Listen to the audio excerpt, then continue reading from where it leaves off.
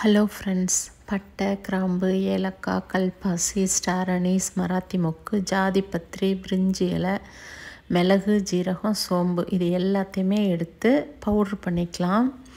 இந்த பவுட்ரு போடுறப்ப ரொம்ப டேஸ்ட்டாக இருக்குது, வாசனையாக இருக்குது நல்லா. அதுக்காக இது மாதிரி ஆரம்பிச்சிட்டேன். ஒரு கடாயில் எண்ணெய் விட்டுட்டு அந்த பவுட்ரை போட்டுட்டு அது கூடவே இஞ்சி பூண்டு பேஸ்ட்டையும் போட்டுட்டு வேக வச்ச ஆட்டு ஈரல் குழம்புக்குன்னு எல்லாம் ரெடி பண்ணிவிட்டு அதில் வேக வச்சதை எடுத்து இதில் போட்டுட்டேன். தேங்காய் ஊற்றுறதுக்கு முன்னாடி உள்ள குழம்பையும் இதில் ஊற்றிக்கிட்டேன் தேவையான அளவுக்கு. ப்ளைன் மிளகாத்தூள், தயிர், எனக்கு கொஞ்சம் உப்பு பத்தாத மாதிரி இருந்தது, அதனால் உப்பு போட்டுக்கிட்டேன். இது ரொம்ப நல்லா இருக்குது. இந்த குழம்பு ஊற்றி அந்த பவுடரோட வாசனையும் சேர்ந்து அவ்வளோ டேஸ்ட்டாக இருந்தது. நான் ஈரல் குழம்பு எப்பயுமே பெரட்டல், ஈரல் குழம்பு எல்லாமே வைப்பேன். இன்றைக்கி இது மாதிரி ட்ரை பண்ணி பார்ப்போமே அப்படின்னு பார்த்தேன். ரொம்ப நல்லா இருந்தது.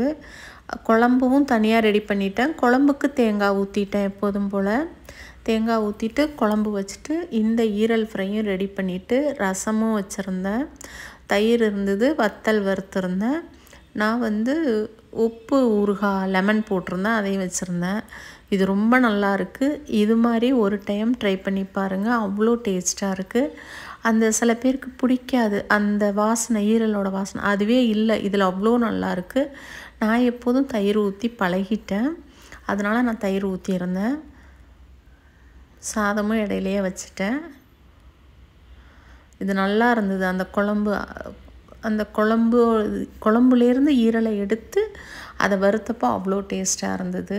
அன்னைக்கு லஞ்ச் பிளேட் எங்களுக்கு இதுதான். தேங்க்யூ, தேங்க்ஸ் ஃபார் வாட்சிங்.